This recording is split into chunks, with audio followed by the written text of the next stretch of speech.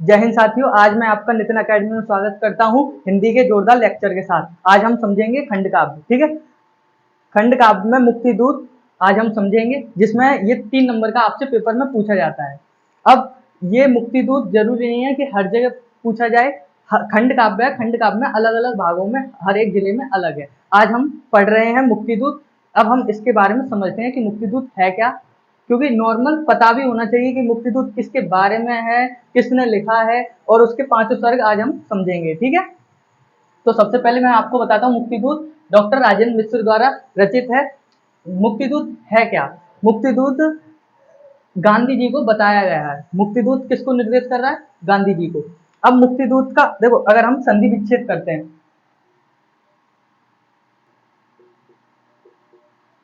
मुक्ति प्लस दूत,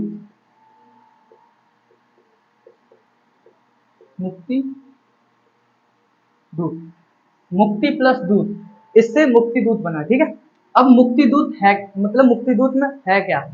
मुक्ति यानी कि हमें आजादी दिलाने वाले दूत, ये गांधी जी को बताया गया है इस सर्ग में। ठीक है, आज भारत को अंग्रेजों ने जो हमारे देश पर कब्जा किया था, उनसे आजादी दिलाई थी, इसलिए इसमें गांधी जी को मुक्ति दूत बताया गया। और ये बताया किसने? डॉक्टर राजेंद्र मिश्र ने। ठीक है, तो हम समझते हैं प्रथम सर्ग, द्वितीय सर्ग। मैंने पॉइंट्स बाय पॉइंट्स लिख दिए हैं, जिससे आपको समझ में आ जाए कि प्रथम सर्ग में क्या कहा गया है, द्वितीय सर्ग में क्या कहा गया है। तो हम पहले समझेंगे प्रथम सर्ग। अब ये मुक्ति दूत, इसको हमने पॉइंट्स बाय पॉइंट्स में लिखा है, जिससे आप अपने हिसाब से बना सकें। अब मैं आपको बनाना सिखाऊंगा, आप याद करने में ध्यान मत दीजिए, मतलब याद तो कीजिए मगर समझ समझ कर। अगर आप रटोगे तो समझ में नहीं आएगा। ठीक है, हमारे गुरुजी ने कहा था एक बार कि रटंत विद्या फलंत नहीं, अगर रटोगे तो कभी फलेगा नहीं। समझ में आ गया? इसलिए आज हम पॉइंट्स बाय पॉइंट्स बताऊंगा, जिससे आप खुद भी बना सको और हम समझा सकें आपको। ठीक है, तो समझिए कि पहला पॉइंट क्या कहता है।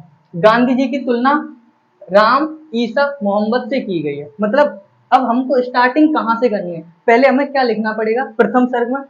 इस प्रथम सर्ग में हमें बताया गया है गांधी जी की तुलना राम, ईसा, मोहम्मद साहब से की गई है। ठीक है, अब इसको आपको खुद ही बनाना पड़ेगा।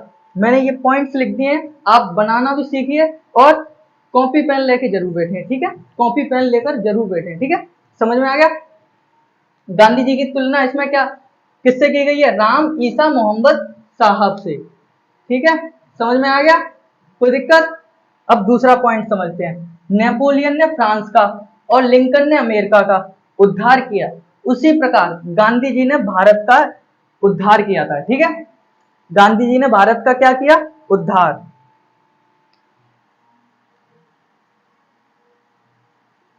उद्धार किया।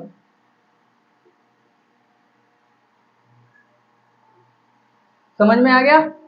कोई दिक्कत? अब इनको पॉइंट बाय पॉइंट्स कैसे लिखेंगे, अब हम बताते हैं कैसे लिखना है। स्टार्टिंग में इस प्रथम सर्ग में हमें बताया गया है गांधी जी के बारे में। ठीक है, किस प्रकार गांधी जी की तुलना राम, ईसा, मोहम्मद साहब से की गई है। ये पेपर में ओनली 3 नंबर्स का पूछा जाता है, इसलिए ज्यादा बनाना नहीं है कि अपने कुछ भी बना दो उसमें।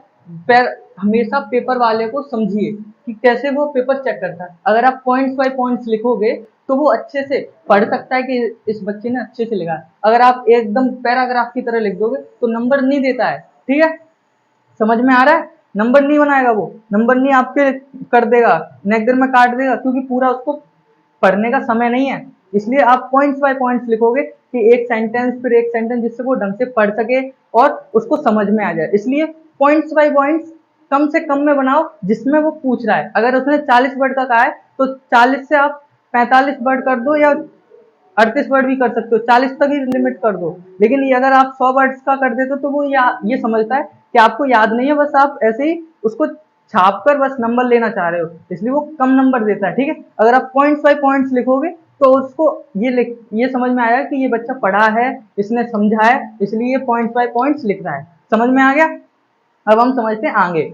इसलिए हमें पॉइंट्स बाय पॉइंट्स लिखना है। मैंने ये बना दिया, अब आपको अपनी तरफ से घर पे बैठ के बनाना है कि ये इस प्रथम सर्ग में आपको बुक भी कोई खोलने की जरूरत नहीं है, ये मैंने लिख दिया है पॉइंट्स। इन्हीं पॉइंट से आपको बस बनाना आना चाहिए, और वो मैं बनाना भी आपको सिखाऊंगा अभी के अभी। ठीक है, आज आप 3 नंबर अपना पक्का करके जाओगे, ये मेरी गारंटी है, ठीक है। समझो, नेपोलियन ने फ्रांस का और लिंकन ने अमेरिका का, जिस प्रकार नेपोलियन ने फ्रांस का उद्धार किया और लिंकन ने अमेरिका का उद्धार किया, उसी प्रकार गांधी जी भारत का उद्धार किया। गांधी जी के जीवन के बारे में, अब जीवन के बारे में आपको पता ही होगा, गांधी जी का जन्म गुजरात के पोरबंदर नामक स्थान पर हुआ था। गांधी जी के पिताजी का नाम करमचंद गांधी था। गांधी जी को अपनी माँ से ही सीख मिली थी इसके बारे में, तो ये चीज आप लिख सकते हो इसमें, ठीक है। अब इतना आपका लिख गया, फिर आपको लिखना है गांधी जी का हरिजन तथा हिंदुस्तानियों से प्रेम था, ठीक है। गांधी जी हरिजन तथा हिंदुस्तानियों से प्रेम करते थे। आपको बनाना है, ये पॉइंट्स बाय पॉइंट्स मैंने लिख दिया, आप इन पर मत जाइए, बनाने की कोशिश करिए ज्यादा से ज्यादा। मैंने ये पॉइंट्स बाय पॉइंट्स लिखे जिससे याद रहे आप लोगों को, ठीक है। अगर आप इन पॉइंट्स को लिख लोगे, फिर आप अपने हिसाब से बनाकर और लिखकर आना है। 5वें सर्ग में कहा है, और उनका हमेशा परेशानियों से जूझते रहे। कौन जूझते रहे? गांधी जी हमेशा परेशानियों से जूझते रहे। इसी प्रकार आपको अपना बनाना है पूरा मुक्ति दूत।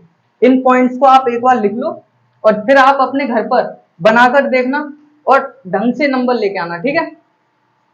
3 नंबर पक्के हो जाएंगे अगर आप ये पॉइंट्स लिख लोगे, फिर आप अपनी तरफ से बनाने की कोशिश करोगे। समझ में आ गया? चलिए अब हम समझते हैं द्वितीय सर्ग, ठीक है। अब द्वितीय सर्ग में है क्या, पहले मैं आपको समझा देता हूं। द्वितीय सर्ग से मेन कहानी शुरू होती है गांधी जी का मुक्तिदूत बनने में, ठीक है।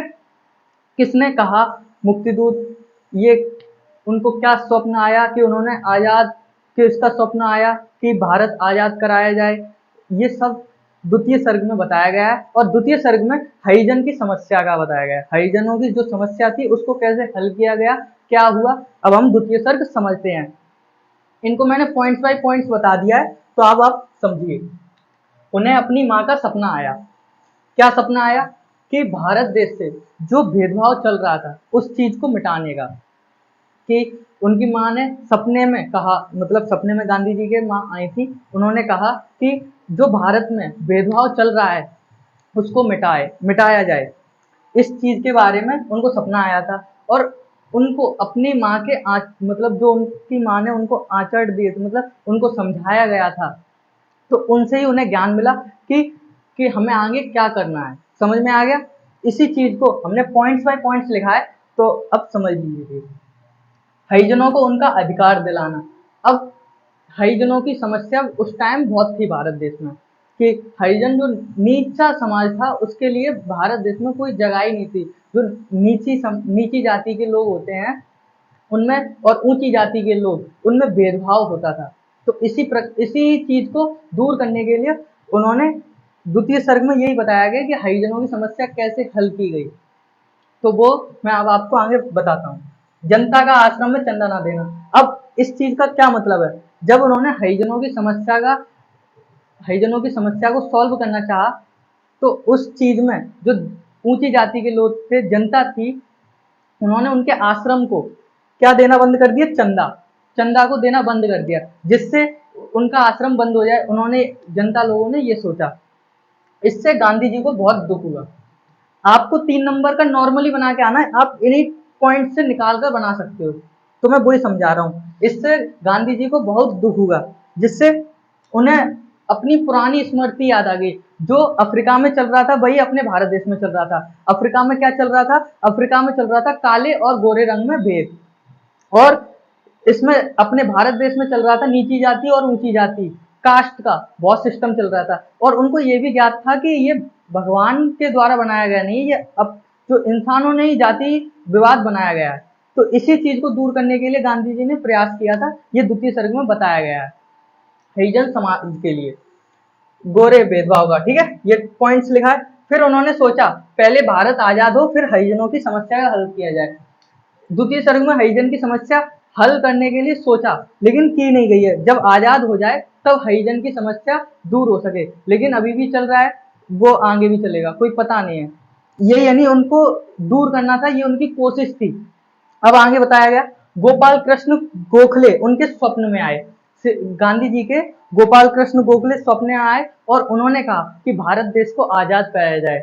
गांधी जी का ये डॉक्टर राजेंद्र मिश्र ने ये लिखा है, तो उन्होंने बताया कि डॉक्टर गोपाल कृष्ण गोखले स्वप्न में आए और भारत देश को आजाद कराने का सलाह दी और उन्हें भारत का मुक्तिदूत कहा। अब मुक्तिदूत, इसमें ही गांधी जी को मुक्तिदूत बनाया गया है। किसने बनाया? गोपाल कृष्ण गोखले ने। इन पॉइंट्स बाय पॉइंट्स अगर आप याद कर लेते हो, समझ लेते हो, फिर आप अपनी तरफ से बनाकर भी आ सकते हो। ठीक है, समझ में आ गया? कोई दिक्कत तो नहीं है? चलो अब हम समझते हैं तृतीय सर्ग। तृतीय सर्ग में क्या हुआ? अंग्रेजों का अत्याचार का बर्डन। अंग्रेजों द्वारा जो भारतवासी थे उनके ऊपर जो अत्याचार किया जा रहा था उसका इसमें वर्णन किया गया है।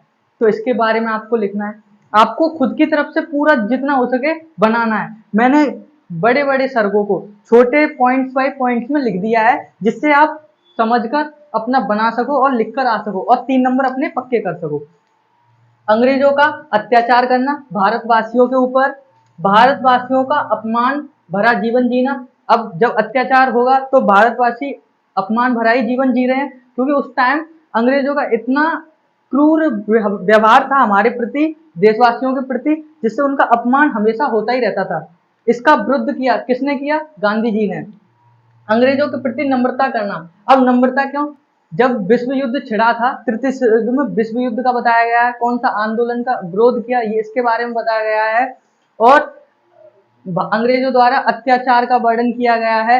इसी में ही गांधी जी के जलियांवाला बाग हत्याकांड भी इसी में ही बताया गया है। ठीक है, समझ में आ गया? तो ये द्वितीय तृतीय सर्ग में आपको कैसे याद करना है, प्रथम सर्ग में क्या हुआ, तो मैंने वो पॉइंट बाय पॉइंट आपको बता दिया है। द्वितीय सर्ग में क्या हुआ और तृतीय सर्ग में क्या हुआ, इनको पॉइंट्स बाय पॉइंट्स लिख लीजिए जो मैंने आपको लिखवा दिया, और इन्हीं से बनाकर आ जाइए, जिससे आपके 3 नंबर पक्के हो जाएंगे। अगर आप पैराग्राफ बनाओगे तो दिक्कत होगी आपको ही। ठीक है, अब आप आगे समझिए। अंग्रेजों के प्रति नम्रता करना, लेकिन अंग्रेजों का हृदय में परिवर्तन ना होना। अंग्रेज तो क्रूर है, तो उनका जो हमने नम्रता का भाव, गांधी जी ये सोचते थे कि जिससे अगर हम उनके प्रति नम्र हो जाएंगे तो वो हमारे देशवासियों के ऊपर ज्यादा कष्ट नहीं देंगे, उनका साथ देंगे। लेकिन इसका विपरीत हुआ, अंग्रेजों ने उनके ऊपर और क्रूर करना स्टार्ट कर दिया, उनको मारना पीटना ज्यादा ही हद पार कर दी, जिससे उन्होंने सविनय सत्याग्रह आंदोलन चलाया। क्योंकि जब ज्यादा ही आपके ऊपर कष्ट दिया जाएगा तो आप तो उसके खिलाफ आवाज उठाओगे ना। इसी प्रकार गांधी जी ने उठाई, तो सविनय सत्याग्रह आंदोलन चलाया गया।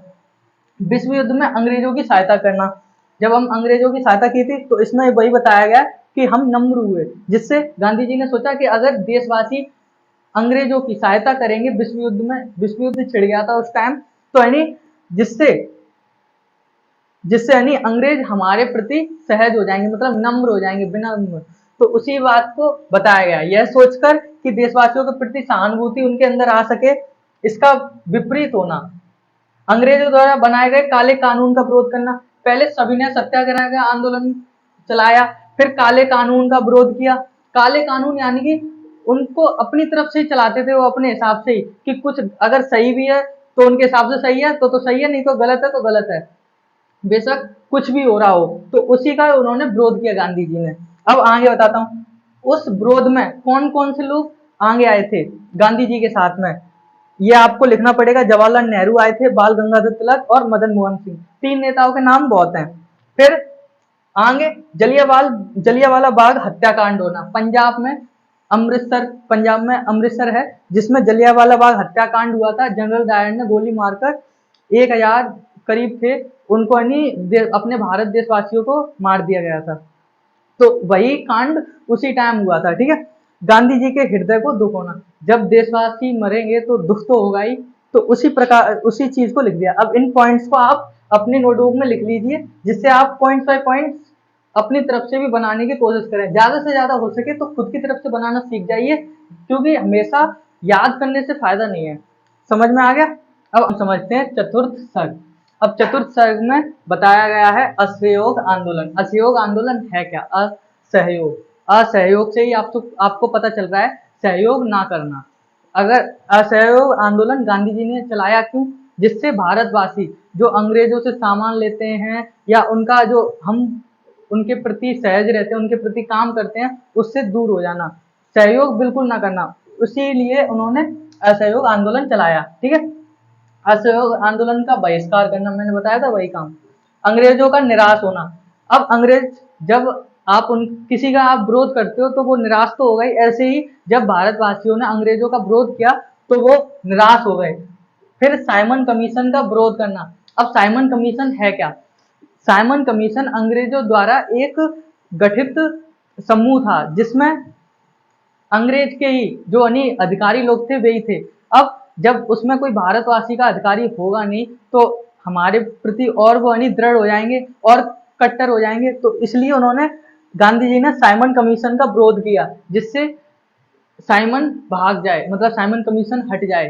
तो ये हिंसा करना, जिससे अंग्रेजों का हिंसा करना। अब अंग्रेज जब आप किसी का विरोध कर रहे हो, इसमें साइमन कमीशन में उन्होंने विरोध किया। पहले तो आंदोलन में असहयोग आंदोलन चलाकर बहिष्कार करवा दिया कि उनके सामान का बहिष्कार करो।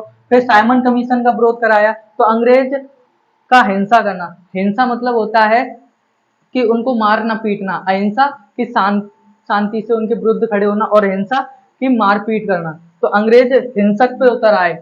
उसके बाद आंदोलन में लाला लाजपत राय का सम्मिलित होना। आंदोलन जब चलाया गया, साइमन कमीशन हो या असहयोग आंदोलन हो, इसमें लाला लाजपत राय सम्मिलित हो गए। फिर बाद में नमक कानून तोड़ने के लिए दांडी यात्रा करना। अब नमक कानून क्या है? जब उस टाइम नमक पर भी एक कर लगाते थे अंग्रेज लोग, जिससे हमसे जब अगर हम खेती भी कर रहे हैं नमक की या नमक बेच रहे हैं तो वो हमसे एक कर लिया करते थे। देखो ये अपने भारत में मान्य नहीं था, इसलिए अपने गांधी जी ने इसके विषय में इसको तोड़ा, नमक कानून तोड़ा, इसलिए उन्होंने दांडी यात्रा की। उस टाइम उस टाइम अपने भारत में बिल्कुल बंद कर दिया था कि बाहर निकलना भी बंद है, इसलिए उन्होंने तोड़ने के लिए दांडी यात्रा की थी, चले थे। समझ में आ गया? उसके बाद है गांधी जी का गिरफ्तार करना। जब उन्होंने दांडी यात्रा की तो उनको अंग्रेज लोगों ने गिरफ्तार कर लिया। इसी प्रकार आपको बना बना के लिख के लेके आना है कि बाद में अंग्रेजों ने गांधी जी को गिरफ्तार कर लिया। फिर अंग्रेज भारत छोड़ो, लास्ट में जब नमक पहले चला असहयोग आंदोलन, फिर बाद में साइमन कमीशन का विरोध किया, उसके बाद नमक कानून तोड़ने के लिए दांडी यात्रा की। उसके बाद फिर उन्होंने गांधी जी ने सोचा कि इस चीज से कोई फर्क नहीं पड़ रहा है, जो अंग्रेज लोग हैं भारतवासी पे और अत्याचार कर रहे हैं। तब उन्होंने लास्ट आंदोलन चलाया, भारत छोड़ो आंदोलन, जिससे हमें आजादी मिली। और अंग्रेजों के सामान की होलियां जलाना, होलियां मतलब उनके जो सामान था उसको जला देना, ठीक है।